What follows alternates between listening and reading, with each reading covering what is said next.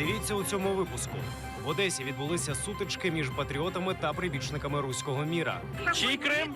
Какой битві? У Києві знову блокують Сбербанк Росії. Українські націоналісти зірвали написання диктанту з російської мови. Чемодан, вокзал, Росія! Доброго вечора. Час новин на телеканалі АТР. 10 квітня, 1138-й день анексії Криму. У студії Ескандер Меметов. В результаті сутичок в Одесі затримали зо 2 десятка людей. Під час акції з нагоди 73-ї річниці визволення міста від нацистів активісти патріотичних організацій побилися з прибічниками руського міра. Націоналісти стверджують, що поліція жодним чином не реагувала на антидержавні заклики українофобів. Наразі всіх затриманих звільнили. От я скажіть, а чий Крим? Где победили? В какой Чий Крим? битве? В какой битве? Російський Крим. Супер. Кого? Бандеру прогоняй! Одеса, вставай! Бандеру прогоняй!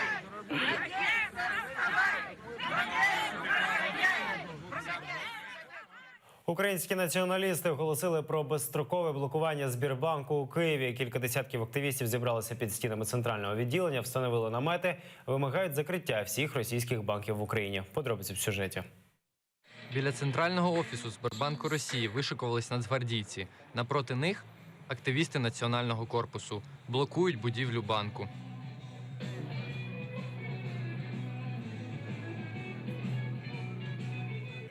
Сергію Філімонову 22. Коли почалась війна на Сході 3 роки тому, пішов захищати цілісність України. Каже, патріоти Незалежної на Сході віддають життя, захищаючи мир. В той час, як у Києві, процвітає банк агресора. Сьогодні ми прийшли сюди для того, щоб продовжити нашу справу. Ми за те, щоб цей банк закрився і він не мав ніякої діяльності на території України. І ми будемо добиватися, щоб ліцензію цього банку забрали. Співробітники вільно заходять та виходять з відділення, проте спілкуватися з журналістами не хочуть.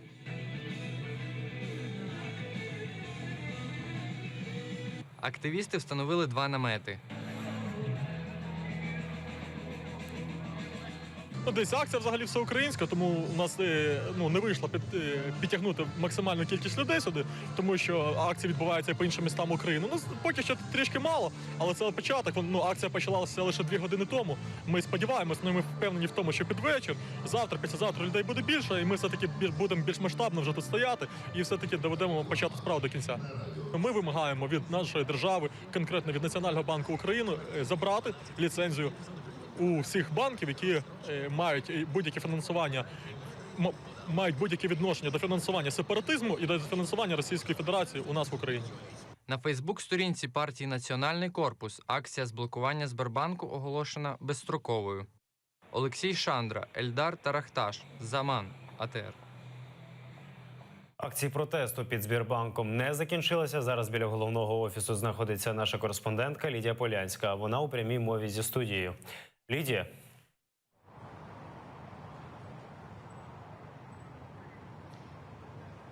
Сейчас? Що? Зараз ми знаходимося під будівлею Сбербанку Росії в місті Києві, де готується невеликий перформанс. Зараз дії Нацкорпусу заблокували міліція та Нацгвардія України. Поряд зі мною знаходиться Сергій Філімонов. Будь ласка, вам слово. Розкажіть, будь ласка, що зараз тут коїтиметься? Наразі ми продовжуємо свою акцію щодо закриття Сбербанку. Сьогодні наші хлопці робили аналогічну акцію в Харкові, де їх побили працівники поліції. Наразі ми бачимо ситуацію в Києві, коли працівники поліції не допускають до будівлі і не дають заблокувати вхід. Я хочу нагадати, після початку цієї акції ми вимагали, по-перше, відставку Гонтаревої, голови Нацбанку, по-друге, закриття і забрання ліцензії у Сбербанк Росії.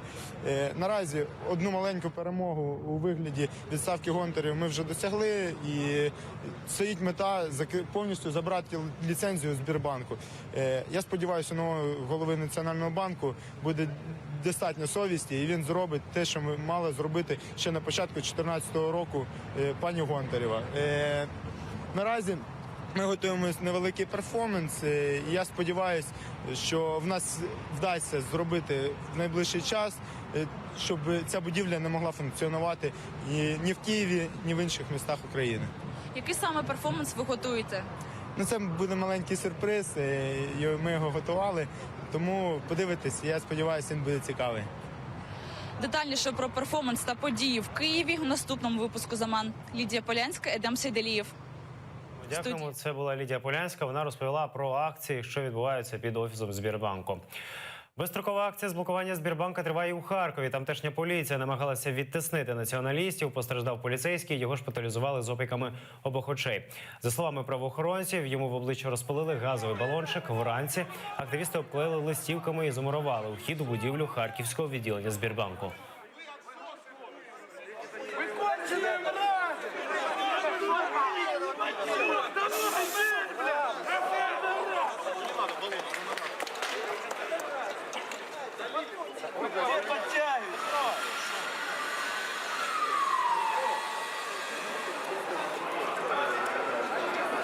Сними маску, бля! Маску сними! Тебя закон защищает! Маску сними! Голова Національного банку Валерія Гонтарєва піде у відставку 10 травня. Про це вона офіційно заявила на брифінгу. Згідно з законодавством, відставку глави НБУ має погодити президент та проголосувати Верховна Рада. Гонтарєва наголосила, що жодних змін в складі правління Національного банку України найближчим часом не відбудеться. Я подала президенту України офіційну заяву про відставку за власним бажанням з 10 травня цього року. Якщо Верховна Рада проголосує за моє звільнення раніше цього часу, то я піду з цієї посади раніше. Головою суспільного мовлення України став Зураб Аласанія. За його кандидатуру у другому турі проголосували 10 членів наглядової ради Національного суспільного телерадіомовлення України. Голова правління наглядової ради за законом займає цю посаду протягом 4 років. І саме за його поданням наглядова рада призначить 6 членів правління компанії. Переміг Аласанія. 10 голосів. Аплодуємо собі, що ми зробили це історичне рішення. Десь в 20-х числах травня буде вже відомо правління ПАТ-НСТУ. І таким чином голова з новим правлінням зможуть почати реформи. Комісія з енергетики скасувала абонплату за газ. Національна комісія державного регулювання енергетики і комунальних послуг обіцяла доопрацювати свої рішення та провести додаткові консультації з Кабінетом міністрів. З 1 квітня українці мали б щомісяця платити суму незалежно від фактичного обсягу споживання. Абонплата мала нараховуватися відповідно до типу газового лічильника. Згідно з меморандумом із МВФ, Україна пообіцяла ввести абонплату за газ до кінця липня цього року. Ми наше рішення, яке прийняли і мало застосовуватись з 1 квітня, повністю змінюємо. Скасовуємо. Це ідентичні речі. Юридично воно, можливо, інакше називається, але відбудеться скасування рішень, вони не будуть застосовуватись і для жодного українця підвищення не відбудеться. Українські націоналісти зірвали написання тотального диктанту у Києві. Це традиційний щорічний екзамен із російської мови, який цьогоріч мали написати у 72 країнах світу. Активісти заблокували Київський російський центр науки і культури, де мала відбуватися, зокрема, і конференція щодо нацменшин. Подробиці у сюжеті. Незважаючи на дощ, ці чоловіки прийшли до центру, аби перевірити свій рівень знання російської мови. Дмитру Скворцову 50, каже, що живе в Києві. Однак його профіль у Фейсбук свідчить про інше. Місце проживання – Санкт-Петербург. Охоче дає інтерв'ю, Крим називає Тавридою, а Україну – русским миром. Ви хочете, щоб здесь був русский мир? Я хочу, чтобы здесь был русский мир. А здесь и так русский мир. Это русский мир. Чоловіки зайти до російського центру не наважуються. Будівлю заблокували українські активісти. Зайшли у двір. Тут їх зустріла поліція. Двері російського центру зачинені. Домогтися жодних коментарів не вдалося. Всі питання по сайту, там телефончик є, созванюйтесь. А їх немає тут? Вони є, але вони зайняті. Активісти вважають, що під час війни з Росією писати російські диктанти та пропагандувати русський мір в українській столиці неприпустимо. Забрали спочатку Крим, далі вони розв'язали війну на Донбасі. І наразі вони готують плацдарм тут, в Києві. сепаратизму через культурні заходи. Дозволяти працювати такому, не знаю, як правильно його навіть назвати, в Києві, в самому центрі Києва, я вважаю, що це неприпустимо. Вони зараз намагаються все повернути в стан 2014 року, тільки без Криму, без Донецька і без Луганська. Намагаються таким чином повернути отут, начебто, конструкт, який був створений Путіним. Україна хороший сусід, але тепер без Криму і Донецька і Луганська.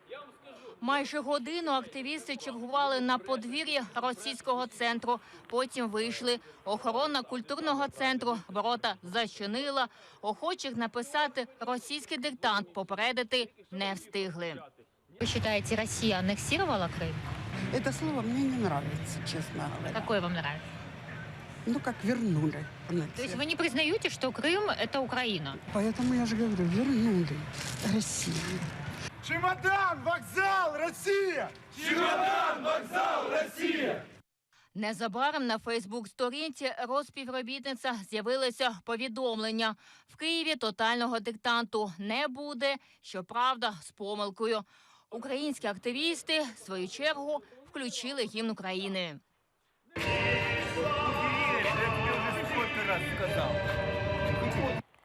Ельвіна Цидбулаєва, Асан Емінов, Заман, АТР.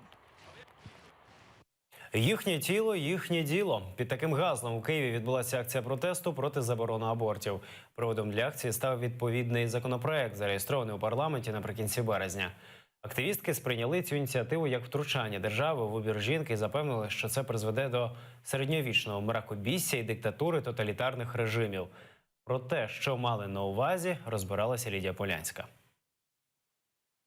Субота – майданчик перед будівлею українського парламенту. Понад 50 активістів, переважно жінок, влаштували мирну акцію протесту. Вимагають від нардепів відкликати законопроект, за яким перервати вагітність можна буде тільки за медичними показаннями або у разі зґвалтування.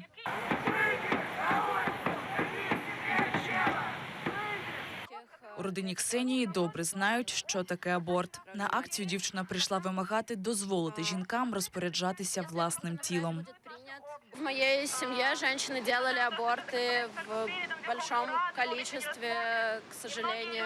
Запрет абортов – это очень опасно и крайне негативно скажется, в принципе, на всех украинских женщинах. И это приведет к огромному количеству увеличения подпольных абортов. Одним із головних аргументів протестувальники називають ймовірність повернення варварських способів аборту. Для наочності принесли вішалки для одягу. Саме за допомогою цього приладдя за радянських часів перервали небажану вагітність. Конечно, легко быть богатым мужиком, сидеть у власти и говорить нам: да, девушки, не делайте аборт, говорить что-то о демографии. Да это же смешно. Пусть они посмотрят, как мы живем. Разве нам легко живется? Хорошо. Они нам будут помогать растить тех детей, если они родятся? Нет. Як показує досвід інших країн, де аборти були або заборонені, або частково обмежені, абсолютно точно статистика демонструє зростання. По-перше, це смертності жінок, які, роблячи нелегальний або підпільний аборт, вони гинуть. Або вони отримують хвороби внаслідок занесення інфекцій до їхнього організму. Окрім цього, можна спостерігати абсолютно таку велетенську хвилю дитячої смертності. Причому це дитяча смертність, яка?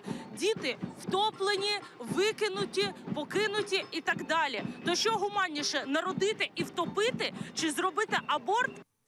Законопроект про заборону абортів ініціював депутат від блоку Петра Порошенка Дмитро Голубов. Він набуде чинності за умови, якщо більшість українських нардепів підтримують законопроект. Лідія Полянська, Едем Сейдалієв, Заман, АТР. Це всі новини на цю годину. Дивіться наступний випуск «Заман» Кермісько-Татарською Шевкетом Наматулаєвим за 45 хвилин. Ефір продовжує програма «Бугун». Осман Пашаєв та Оксана Денисова говоритимуть з головою спеціалізованої антикорупційної прокуратури України Назаром Холодницьким. Будьте з АТР. Вдалого тижня.